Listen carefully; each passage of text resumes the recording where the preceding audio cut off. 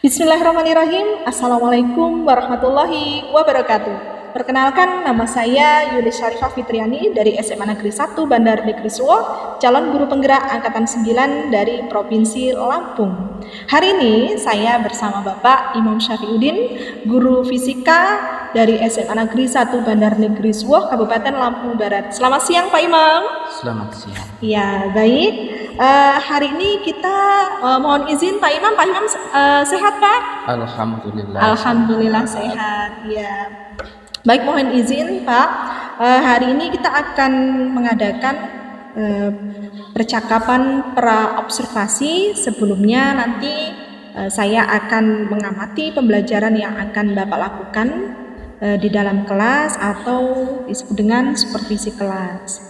Adapun mohon izin untuk menyampaikan, tujuan yang dilakukan dalam supervisi adalah untuk mengetahui dan mengevaluasi jalannya proses pembelajaran yang akan Bapak lakukan di dalam kelas. Kemudian dan kenapa hari ini kita melakukan percakapan pra-observasi, yaitu sebagai upaya untuk mempersiapkan diri lebih awal sebelum Bapak melakukan pembelajaran di dalam kelas, agar nanti Bapak lebih siap dan lebih percaya diri sehingga memberikan pembelajaran yang terbaik untuk peserta didik dalam proses pembelajaran nanti. Baik Pak Imam, kita melakukan percakapan ini 30 menit ke depan, yang dimana terkait yang pertama yaitu terkait dengan tujuan pembelajaran. Nah, kira-kira nanti dalam proses pembelajaran tujuan apa yang akan Bapak capai dalam proses pembelajaran tersebut? Dalam pertemuan nanti yang direncanakan hari Senin itu ada 3 tujuan pembelajaran. Yang pertama itu peserta didik dapat menyebutkan pengertian suhu, keadaan kalor dengan tepat. Kemudian yang kedua, peserta didik dapat mencontohkan peristiwa pemuaian dalam kehidupan sehari-hari. Dan yang ketiga, melalui animasi video percobaan, peserta didik dapat menganalisis pemuaian pada zat padat, cair, dan gas. Nah, itu ada 3 dalam pertemuan yang akan kita ikuti di hari Senin. Ya, jadi ada 3 tujuan pembelajaran yang ingin Bapak capai dalam proses pembelajaran tersebut.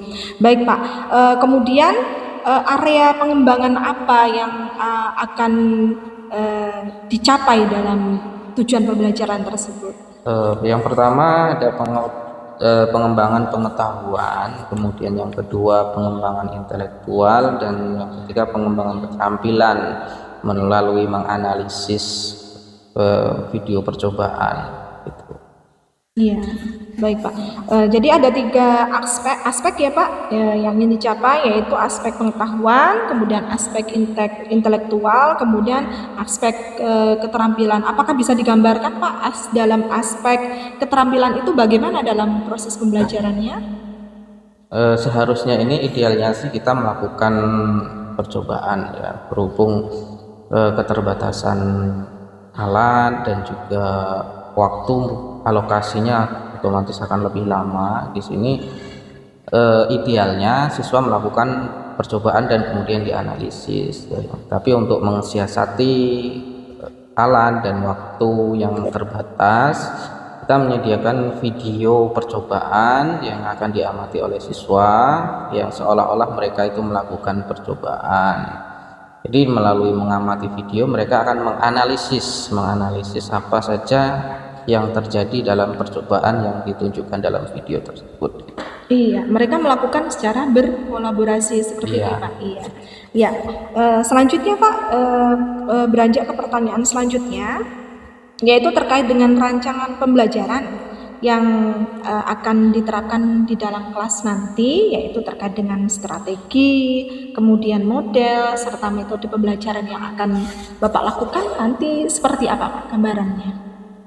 Untuk strategi pembelajaran ini saya akan merencanakan strategi pembelajaran berdiferensiasi berdasarkan kesiapan belajar siswa yang diintegrasikan dengan pembelajaran sosial emosional. Itu saja untuk strateginya. Ya, dalam pelaksanaan nanti siswa akan dibagi menjadi beberapa kelompok. sesuai dengan kemampuan, keterampilan, dan keaktifan siswanya.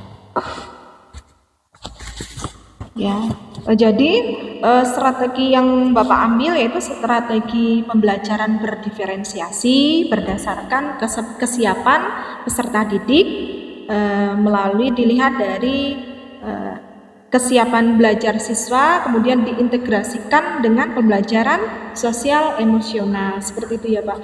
Kemudian dalam proses pembelajarannya siswa dibagi berdasarkan beberapa kelompok berdasarkan sesuai dengan kemampuan, keterampilan, dan keaktifan siswa.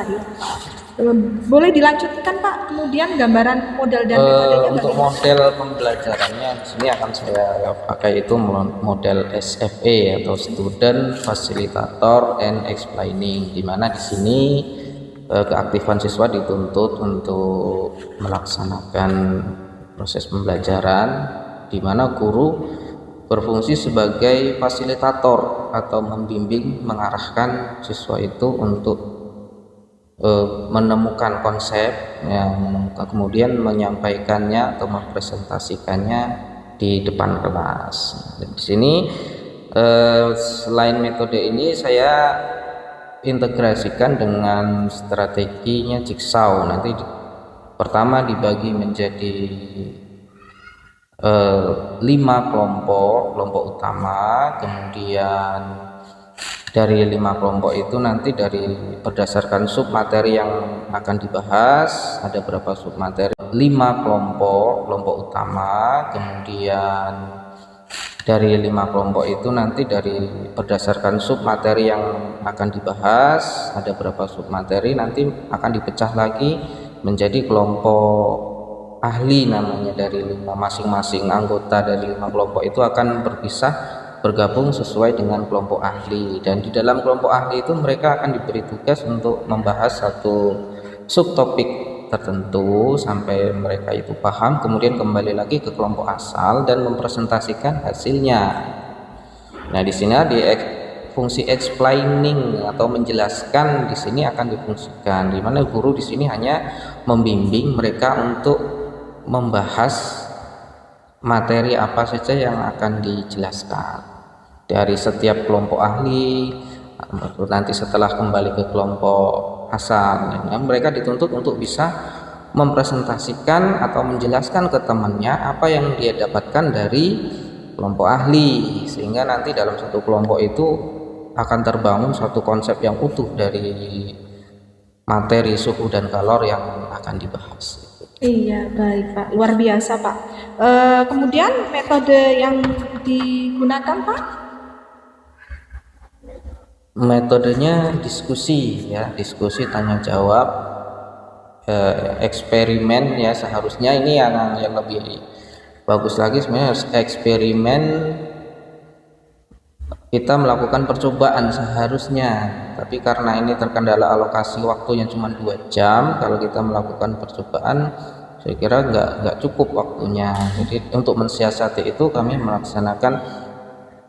mengamati video percobaan yang sudah ada dan kemudian mereka menganalisis itu untuk meningkat dan menghemat waktu agar alokasi waktu 2 jam itu bisa tercover untuk semua tujuan atau langkah-langkah pembelajaran yang akan kita laksanakan.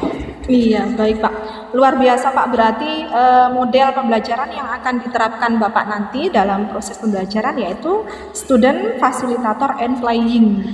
Metode yang diambil yaitu menggunakan diskusi kelompok. Baik, luar biasa Pak. Kemudian media yang dibutuhkan dalam proses pembelajaran yang akan nanti Bapak lakukan itu apa saja kira-kira Pak? Yang pertama medianya itu berupa tentunya LCD proyektor, kemudian komputer atau laptop, dan juga mereka sebelum melakukan proses pembelajaran itu akan ada pretest menggunakan aplikasi Quizzes yang tentunya menggunakan jaringan internet, dan masing-masing mereka harus punya handphone untuk mengakses pretest, dan nanti di akhir pembelajaran juga ada post testnya gitu. Itu dilakukan secara daring, secara online. Ya Pak, ya. Baik. Selanjutnya Pak, kapan Bapak akan melakukan pembelajaran tersebut? Rencananya di hari Senin, ya, hari Senin jam pertama dan jam kedua. Kemudian di kelas, Pak? Kelas 11 IPA 1. Iya, satu. Baik Pak, jadi proses pembelajaran yang sudah Bapak gambarkan akan dilangsungkan di hari Senin di jam 1 dan 2, kemudian di kelas 11 IPA 1, begitu Pak ya. Baik Pak, nanti di hari Senin jam pertama dan jam kedua di kelas 11 IPA 1 saya akan melakukan supervisi kelas, kemudian melakukan aktivitas yang diantaranya yaitu melihat, kemudian mencatat hal-hal apa saja yang terjadi dalam proses pembelajaran Bapak. Dan sekarang sesi terakhir Pak. Nah, setelah Bapak melakukan observasi atau kemudian kita akan melakukan percakapan pasca observasi yang dimana nanti akan didampingi oleh pengajar praktik saya di pendidikan guru penggerak. Baik Pak Imam, sebelum kita akhiri percakapan pra-observasi ini, apa yang Bapak dapatkan dari percakapan pra-observasi hari ini? Mungkin saya merasa lebih siap untuk melakukan pembelajaran berdasarkan apa yang sudah kita bahas. Ini di pembelajarannya yang diharapkan nanti bisa lebih efektif, lebih efisien sesuai dengan apa yang sudah direncanakan. Ya, alhamdulillah. Dan insya Allah nanti kita akan berjumpa kembali di hari Senin jam pertama dan jam kedua di SMA Negeri 1 Bandar Negeri Suwo, Kabupaten Lampung Barat. Kita akan berjumpa dalam proses pembelajaran Bapak di kelas 11 IPA 1. Saya ucapkan terima kasih banyak Pak. Assalamualaikum. Ya, demikian video percakapan pra-observasi saya Yuni Syarifah Fitriani bersama Bapak Imam Syafruddin. Ya, dari SMA Negeri 1 Bandar Negeri Suwo, kami ucapkan terima kasih. Assalamualaikum warahmatullahi wabarakatuh. Salam guru penggerak.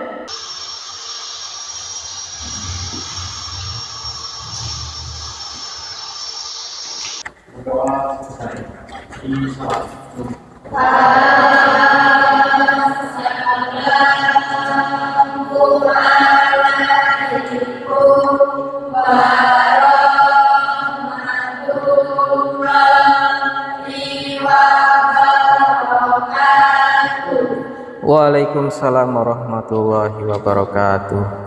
Baik anak-anak, sebelum kita lanjutkan pelajaran kita pada hari ini, bagaimana kabarnya? Alhamdulillah, luar biasa. Fisika? Oke. Materi kita pada hari ini melanjutkan materi sebelumnya yaitu suhu dan kalor pada submateri suhu dan pemuaian. Sebelum kita lanjutkan ke materi, ini saya cek dulu siapa yang nggak hadir hari ini. Hadir semua, alhamdulillah, rajin sekali ya. Nah, sebelum kita belajar ini ada beberapa pertanyaan. Coba sekarang kalian pegang kepala dan ketiak, mana kira-kira yang lebih panas ya? Silakan pegang kepala dan ketiak. Ada yang demam nggak? Nah, oke, selanjutnya perhatikan gambar berikut ini. Nah, pertanyaannya itu gambar rel kereta api yang kena panas matahari sampai melengkung. Nah, mengapa rel kereta api bisa berlekuk seperti itu? Karena kepanasan. Nah, nanti silakan kalian diskusikan, dijawab di LKPD-nya bersama teman-temannya dalam kelompok ya. Kemudian ini ada video. Pernah lihat balon udara? Pengembangan balon panasnya menggunakan kipas kebun kayangan.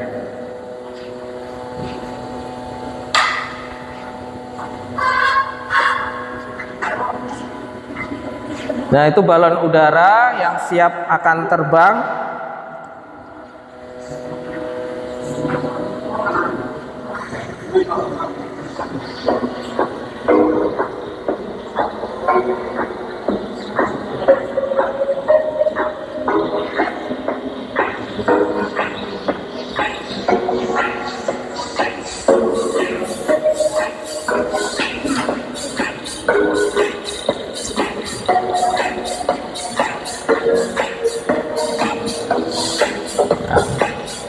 Itu ya. Nah, ini ada kaitannya dengan materi kita pada hari ini, yaitu tentang suhu dan kalor. Nah, sekarang tujuan pembelajaran kita hari ini yang pertama adalah peserta didik dapat menyebutkan pengertian suhu dan tepat. Kemudian yang kedua, peserta didik dapat mencontohkan peristiwa pemuaian dalam kehidupan sehari-hari.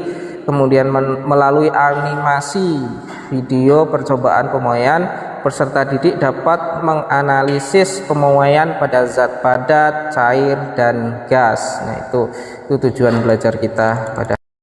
Sebelum kerja kita tes dulu. Coba sekarang buka handphonenya, kembali ke tadi yang my quiz tadi ya. Luangkan waktu sekitar 5 menit ya untuk mengerjakan ini.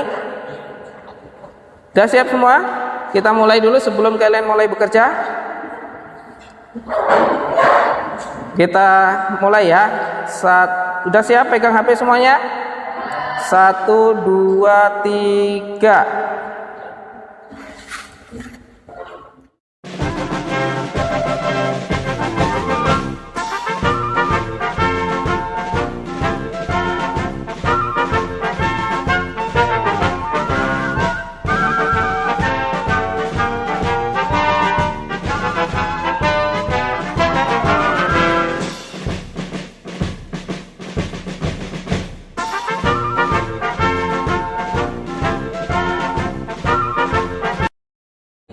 Oke, sebelum kita masuk ke materi, ini saya lihat sudah pada lesu ya, kita penyegaran dulu. Siap? Coba semuanya berdiri, kita senam penyegaran agar belajarnya lebih fokus lagi ya. Semuanya berdiri. Smart teacher, saya pikir, saya rasa, saya bisa. Tangan ke atas menggapai bintang, tangan ke samping burung yang terbang, tangan ke depan ikan berenang, duduk yang rapi siap berdoa. Aku tak besar, kaki putar, burung duduk, kaki pulung, bulan melihat, kepala bundar, kanan, kiri, atas, bawah, siap. Perhatikan dulu video berikutnya tentang percobaan suhu dan kalor. Ya, perhatikan sebentar. Nah, ini ada air panas, air dingin, kemudian botol yang diberi balon di ujungnya. Yang pertama, botolnya dimasukkan ke wadah air panas. Kita lihat, perhatikan apa yang terjadi. Silahkan kalian duduknya berkumpul sesuai dengan kelompok ahli yang sudah saya tentukan sebelumnya. Kalian buat peta konsep, saya kasih waktu sekitar 10 menit karena materinya cuma sedikit. Nanti setelah itu kalian kembali ke kelompok asal, jelaskan hasil yang kalian buat di kelompok ahli. Jadi ini kalian kerja. Silakan kalian kerja di kelompok yang sudah ditentukan. Waktunya 15 menit ya dari sekarang. Ya, 15 menit ya, silakan.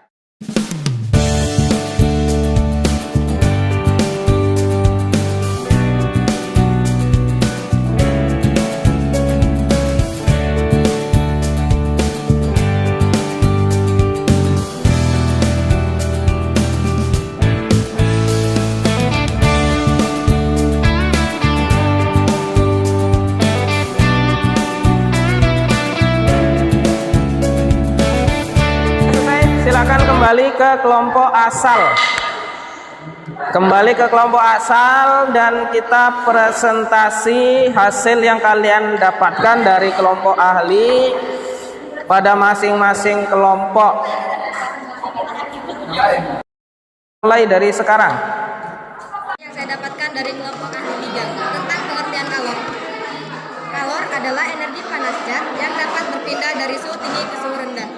Di sini ada perpindahan kalor, yang dimana perpindahan kalor adalah perpindahan energi panas akibat adanya perbedaan suhu di antara dua tempat yang berbeda. Yang selanjutnya ada konduksi. Nah, konduksi itu adalah perpindahan panas melalui zat padat dengan kontrak secara langsung tanpa disertai perpindahan molekul zat perantaranya. Yang selanjutnya ada konveksi. Menjelaskan tentang konsep perubahan wujud zat. Pengaruh kalor terhadap suatu benda selain dapat mengakibatkan perubahan suhu juga dapat mengakibatkan perubahan wujud benda.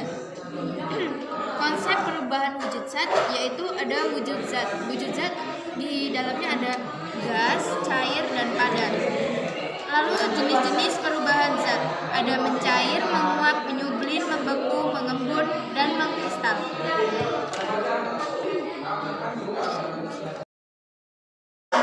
Baik, di sini saya akan menjelaskan tentang asas Planck. Asas Planck adalah suatu prinsip dalam termodinamika yang dikemukakan oleh Joseph Planck. Asas ini menjabarkan jika dua buah benda yang berbeda yang suhunya dicampurkan, benda yang panas memberi kalor pada benda yang dingin sehingga suhu akhirnya sama. Karena kalor merupakan suatu energi, maka berdasarkan hukum kekentalan energi diperoleh kalor yang dilepaskan sama dengan kalor yang diserap. Konsep tersebut sering disebut dengan asas Planck. Langsung secara matematik dapat dinyatakan U lepas. Baik, di sini saya akan menjelaskan yang materi yang saya dapat yaitu suhu. Suhu, pengertian dari suhu yaitu suhu adalah suatu besaran yang menyatakan ukuran derajat panas atau dinginnya suatu benda. Jenis-jenis suhu, jenis-jenis termometer ada beberapa, yaitu termometer cairan, termokoktel, termometer. Baik, assalamualaikum warahmatullahi wabarakatuh.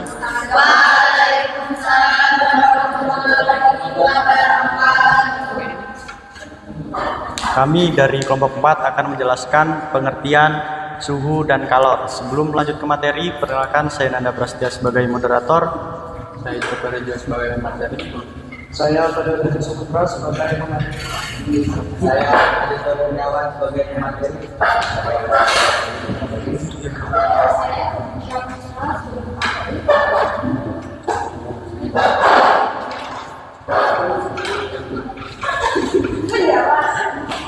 Baik, itulah nama anggota kelompok dari kami.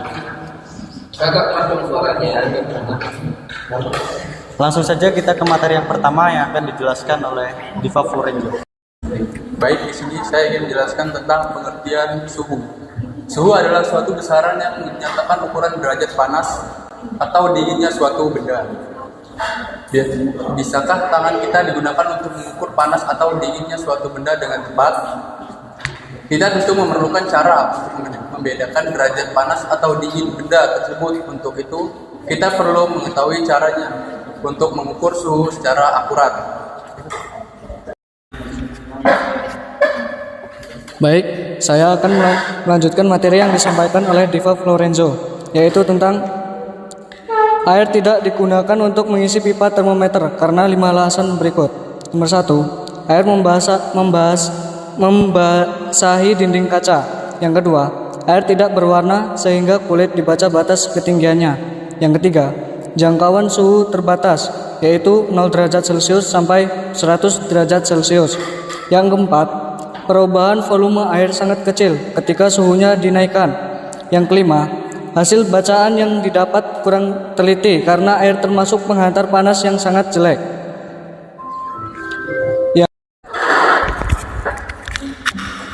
Baik, di sini saya akan menjelaskan pengertian kalor.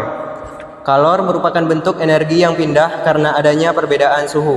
Secara alamiah, kalor berpindah dari benda bersuhu tinggi ke benda bersuhu rendah. Yang kedua yaitu satuan kalor. Satuan untuk menyatakan kalor adalah joule atau kalori. Joule menyatakan satuan usaha atau energi. Kalori merupakan satuan kalor yang biasa digunakan untuk menyatakan kandungan energi dalam bahan makanan. Contohnya, sepotong roti memiliki kandungan energi 200 kalori dan sepotong daging memiliki kandungan energi 600 kalori. Nilai 1 kalori adalah banyaknya kalor yang diperlukan untuk memanaskan 1 kg air agar suhunya naik 1 derajat Celcius. Hubungan satuan kalor dengan joule adalah 1 kalori sama dengan 4,2 joule atau 1 joule sama dengan 0,24 kalori.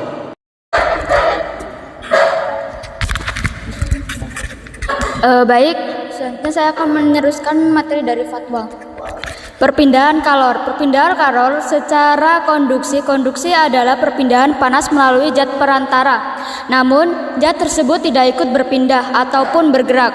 Yang B, perpindahan kalor secara konveksi. Konveksi adalah perpindahan panas yang disertai dengan perpindahan zat perantaranya. Perpindahan panas secara konveksi terjadi melalui aliran zat. C. Perpindahan kalor secara radiasi. Radiasi adalah perpindahan panas tanpa melalui perantara. Untuk memahami ini dapat kita lihat kehidupan kita sehari-hari.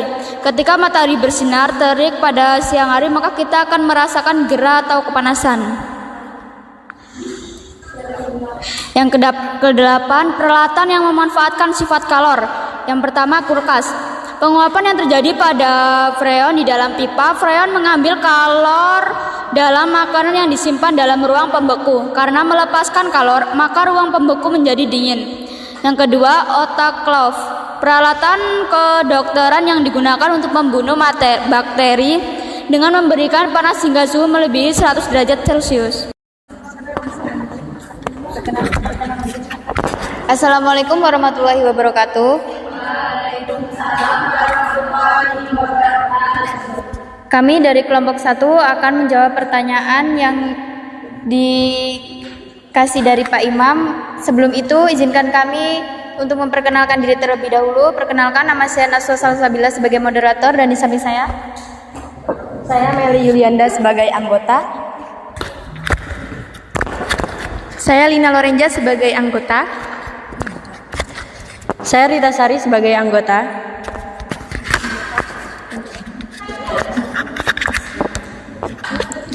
Saya Risma sebagai anggota. Saya Seratus sebagai penjawab.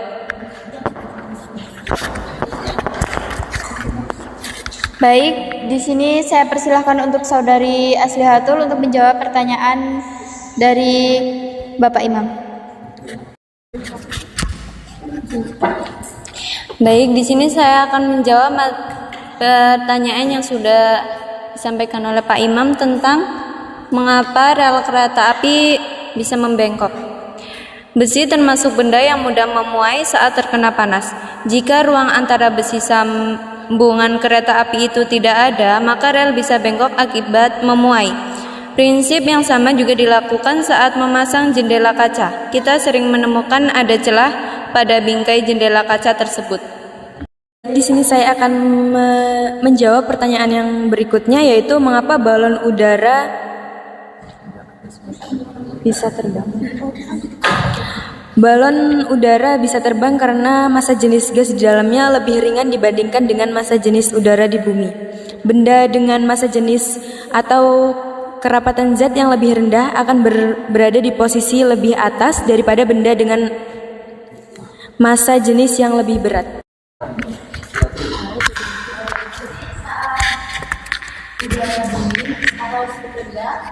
Jendela itu kacanya biasa aja, tidak memuai. Jadi saat pembuatan kaca jendela itu ada dikasih renggang celah agar saat matahari atau pada saat siang hari suhu meningkat, kaca tidak pecah karena memuai. Oke, ya, bagus sekali.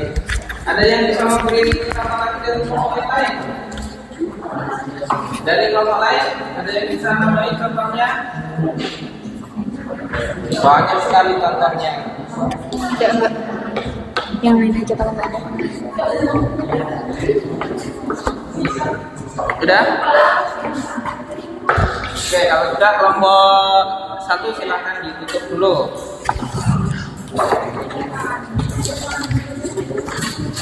Baik, sekian penjawaban pertanyaan dari kelompok 1. Apabila ada kesalahan dan kekurangan kami mohon maaf. Kami akhiri. Wassalamualaikum warahmatullahi wabarakatuh. Kasih tepuk tangan untuk kelompok 1. Silakan kembali ke tempat. Oke. Jadi kesimpulan pembelajaran kita pada hari ini sudah kita bahas dari awal sampai akhir, dari presentasi di dalam kelompok dan juga presentasi di depan yang diwakili oleh kelompok 4 dan kelompok 1 ya. Jadi bagus sekali hasil presentasinya. Cuman sini saya lihat masih ada sedikit kekurangan, masih agak malu-malu ketika suruh berbicara di depan umum. Nah, ketika ditanyain pendapatnya masih malu-malu, tidak langsung saya pak. Nah, itu harusnya lebih aktif lagi, lebih antusias lagi bagi kalian ke depannya yang perlu ditingkatkan.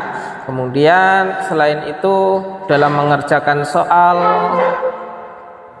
di pretest tadi itu masih banyak yang belum bisa. Nah, saya harapkan nanti di pretest yang terakhir, di post test ya terakhir yang akan kita kerjakan berikut ini hasilnya akan lebih baik dari yang sebelumnya. Nah, sekarang siap-siap kita lakukan post test untuk mengerjakan soal-soal. Ada 3 soal untuk mengukur ketercapaian pembelajaran yang kita lakukan pada pagi sampai siang hari ini.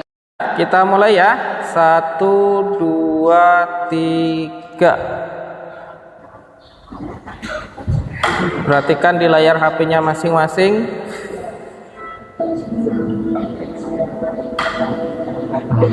Perhatikan soalnya di layar HP-nya masing-masing, kerjakan.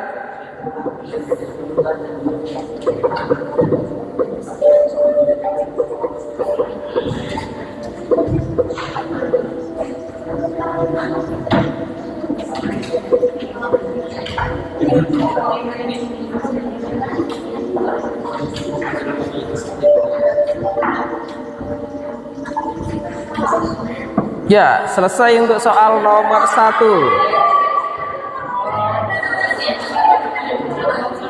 Kita lanjut soal nomor 2. Sementara yang teratas adalah Marsha Laras. Ya. Kita lanjutkan pertanyaan yang kedua. Siap? 1, 2, 3.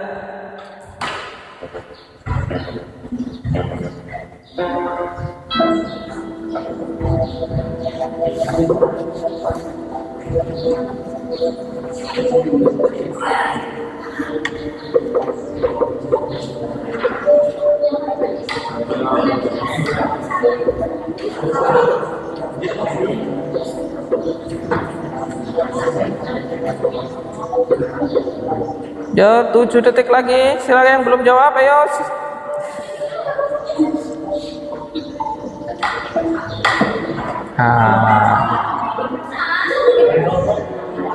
Yang nggak jawab ini ada berapa orang?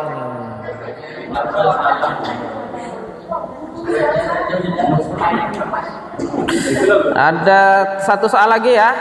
Soal yang terakhir. Siap-siap, perhatikan layar HP-nya masing-masing. 1, 2, 3.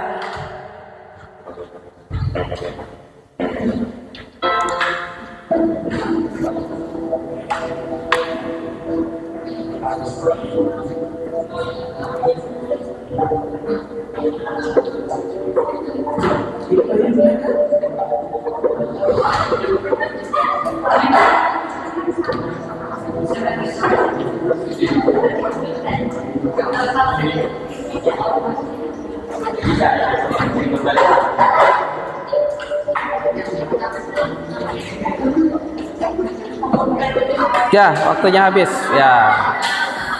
Kita lihat hasilnya.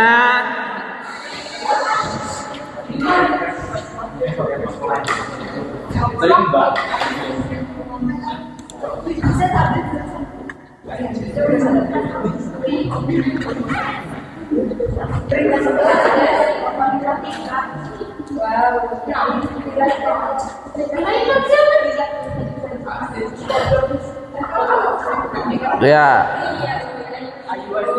Selamat, yang pertama dapat skor tertinggi Marsha Laras. yang kedua Ayu Wahyuni, dan yang ketiga Aprilia Maulida ya. Oke. Kita lihat. Ini jawaban kalian.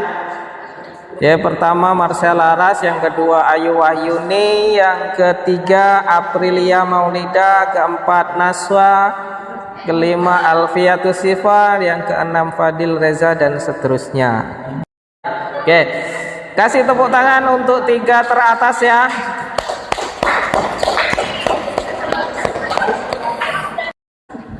Jadi inilah proses yang sudah kita lalui dari awal, dari 2 jam pelajaran yang sudah kita lalui. Semoga apa yang kita lakukan pada hari ini bisa mendapatkan manfaat, ilmu yang bermanfaat bagi kita semua ya. Oke, jadi jangan lupa selesaikan pembelajaran berikutnya dengan lebih baik lagi, dengan prinsip kita hari ini harus lebih baik dari kemarin, hari esok harus lebih baik dari hari ini. Oke, jadi pertemuan pada hari ini saya cukupkan sampai di sini. Saya akhiri, wabillahi taufik wal hidayah. Wassalamualaikum warahmatullahi wabarakatuh.